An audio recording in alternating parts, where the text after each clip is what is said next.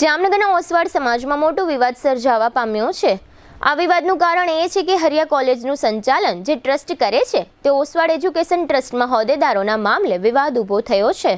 જામનગરમાં ગઈકાલે શુક્રવારે રાત્રે હરિયા કોલેજ ખાતે એક એવોર્ડ ફંક્શન યોજાયું હતું। આ ફંક્શનમાં ટ્રસ્ટીઓ વચ્ચે ગરમાગરમી સર્જાતા મામલો આખરે પોલીસ મથક સુધી પહોંચ્યો હતો।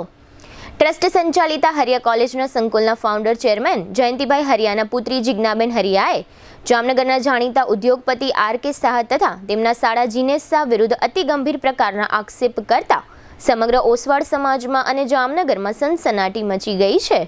ગઈકાલે શુક્રવારે રાત્રે હાલનો સમગ્ર મામલો સીટીસી ડિવિઝન પોલીસ સ્ટેશને પહોંચ્યો હતો અને બંને પક્ષોએ પોતપોતાનો પક્ષ રજૂ કર્યો હતો। બંને પક્ષો તરફથી એકબીજા પર આક્ષેપ કરતી અરજીઓ પોલીસને સોંપવામાં આવી છે।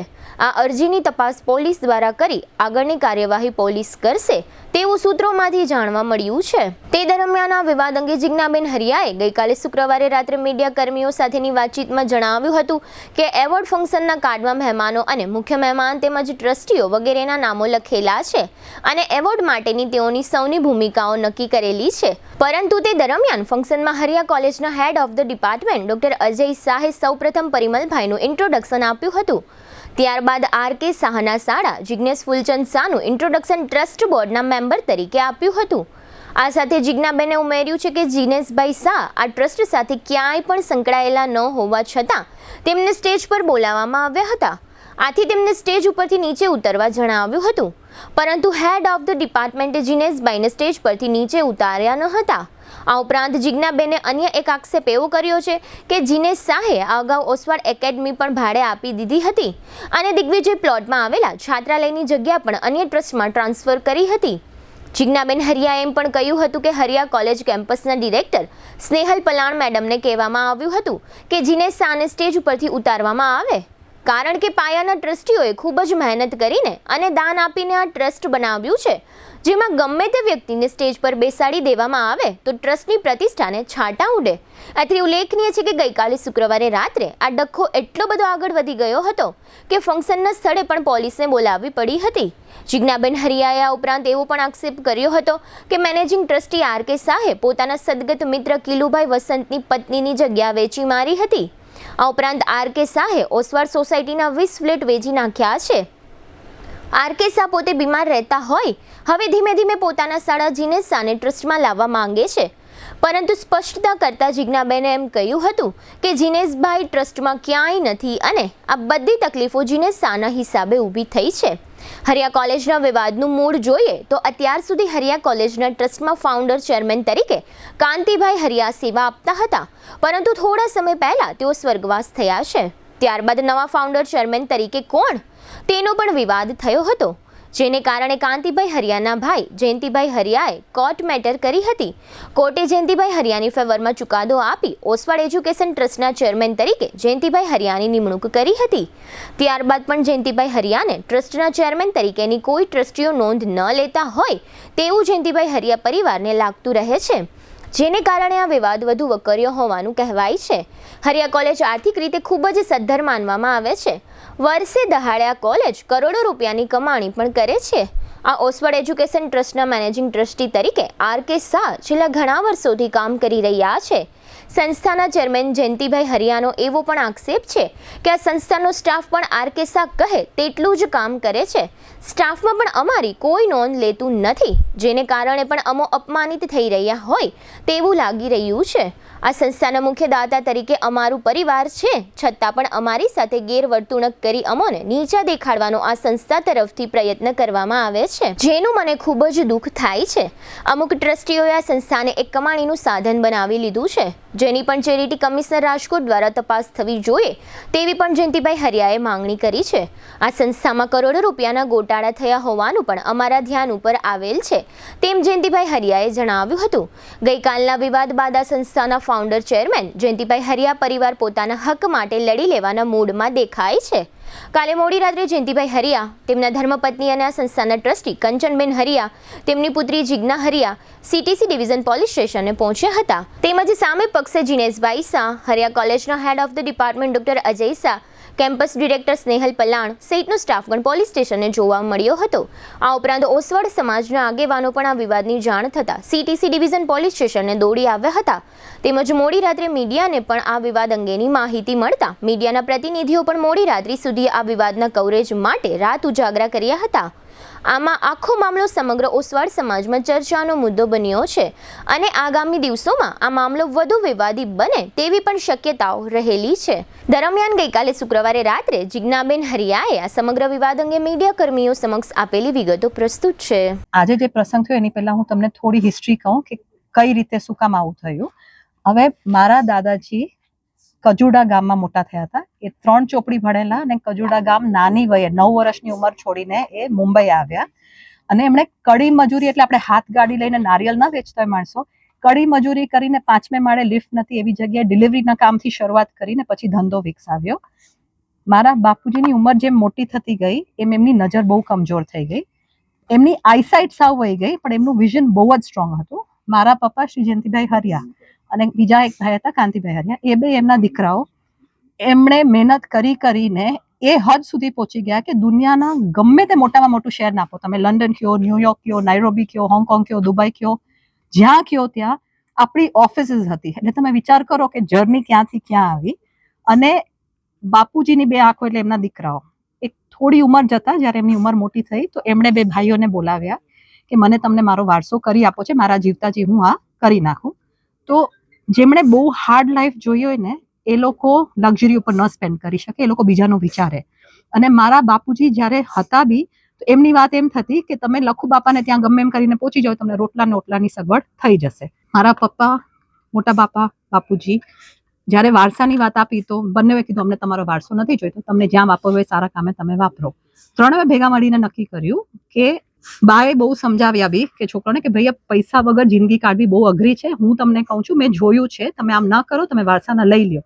એમના આટલા સમજાવ્યા બાદ પણ એ લોકોએ કીધું કે અમને નથી જોતા, અમે સક્ષમ છે, અમે અમારી રીતે કામ કરી લેશું.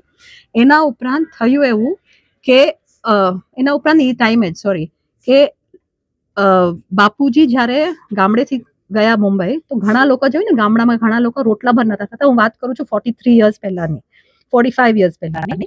એ લોકો બિચારા જતા હતા કેન્યા કે ગમે ત્યાં કે ભાઈ કંઈ પણ કરીને બહારગામ સેટ થશું. આજે એ જ લોકો અહીંયા આપણને ડોનેશન આપે છે. પણ એ લોકો જ્યાં ત્યારે જતા હતા તો આ લોકોએ જોયું કે ઇંગ્લિશ ના આવડે ને તમે ફોરેન કન્ટ્રીમાં જાઓ તો એમને સંકોચ થતો, એમનો કોન્ફિડન્સ ઓલું થતું. તો એમણે નક્કી કર્યું કે આપણે આપણા ભાઈબંધોને આપણે સારા કામે ઇંગ્લિશ મીડિયમ સ્કૂલ કરીએ જામનગરમાં કે ભાઈ ગામડેથી કે ગમે ના આવે ને ઇંગ્લિશ મીડિયમ સારી સ્કૂલ ભણવા મળે. અને વસ્તુ એવી છે કે તમે જ્યારે સારા નીતિથી કંઈ કામ કરો કે તમે જ્યારે એમ કહે ને કે ઓલા શાહરુખ ખાનનો ડાયલોગ શિદ્દત से अच्छे से तुम सोचोगे ना तो તમને રસ્તા મળતા જ રહેશે. GIDC finish the dialogue for me please finish the dialogue for me Shahrukh Khan. તો એ વસ્તુ માટે આપણને GIDC આ લોકોના જે કોન્ટેક્ટ હતા, વાપી એક ઘોડાની સવારી જતી ગારા હતા, એ વાપીને આપણે વિકસાવ્યું ઘણા લોકોએ, પણ ફેમિલી નેમ આપણું થોડું વધારે આગળ આવે. પાયનિયર્સ આજે જે વાપી બન્યું છે એના pioneers we can take a little credit અને બાપુજીના આશીર્વાદ ને બધાથી આપણે અહીંયા GIDC એ જમીન આપી. GIDC આ લોકોને ઓળખે છે, સારું નામ છે, ખબર છે કે ભાઈ તમને ખાલી જમીનમાં તમારું કામ નહીં થાય, અમે તમને ગ્રાન્ટ પણ આપશું. તો આપણા નામ ને આપણા પૂર્વ કામના હિસાબે આપણને જગ્યા આપી, આપણને ગ્રાન્ટ પણ આપ્યો. એના ઉપરાંત એશિયન પેન્ટ્સ કરીને પપ્પાના પરમ મિત્ર કે આપણા JVMIS નું હરિયા કોલેજ કેમ્પસમાં ગ્રેજ્યુએશનનો પ્રોગ્રામ હતો.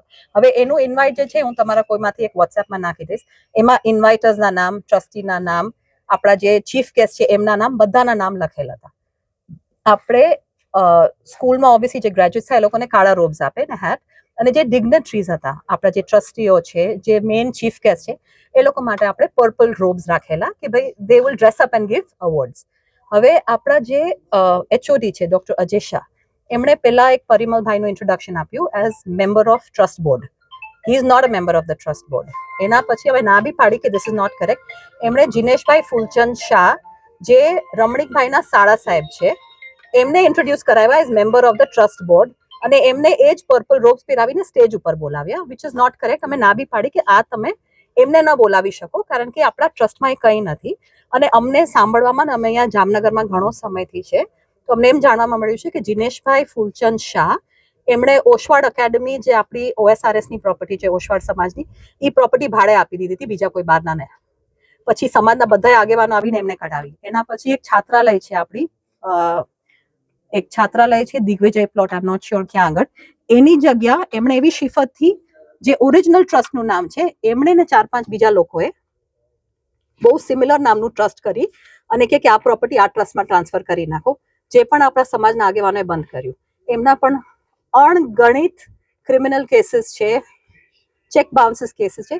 એટલે આપણે જ્યારે 45-50 યર્સથી કારકિર્દી કરીને એક બ્રાન્ડ નેમ બનાવ્યું હોય અને આવા કોઈને આપણે સ્ટેજ ઉપર બોલાવીએ ટુ ગીવ અવે અ ગિફ્ટ ટુ ગ્રેજ્યુએશન લોકોને, he is nobody in the trust, એ કોઈ કમિટીમાં નથી, એમની ઓળખાણ એ જ છે કે રમણીકભાઈના શાળા છે અને એમને કોઈ કાળે કાંઈ invitation as a normal guest હતું. નોર્મલ ગેસ્ટને તમે બોલાવો તો બીજા બધા ગેસ્ટને ખોટું ન લાગે કે કેમ આમ કરે છે ને. આપણે આવા લોકો સાથે જોડાઈ જ ન શકીએ. એમનું નામ આપણી સંસ્થા સાથે જોડાય તો આપણા નામ બગડે. અને આપણે આ રિક્વેસ્ટ કરેલી તો બિચારા HODએ દબાવમાં છે કે શું, એમને ન ઉતાર્યા, એમણે ફંક્શન જ સ્ટોપ કરાવી નાખ્યું. આપણે કીધું તમે એમને નહીં બીજા કોઈ આગળ કરાવો, તમે પોતે અવોર્ડ્સ આપી નાખો, પણ એમને આ ખોટું ઇન્ટ્રોડક્શન છે તો એ વસ્તુ બંધ ન કરી, એને કારણે આખું આપણું ફંક્શન સ્ટોપ થઈ ગયું.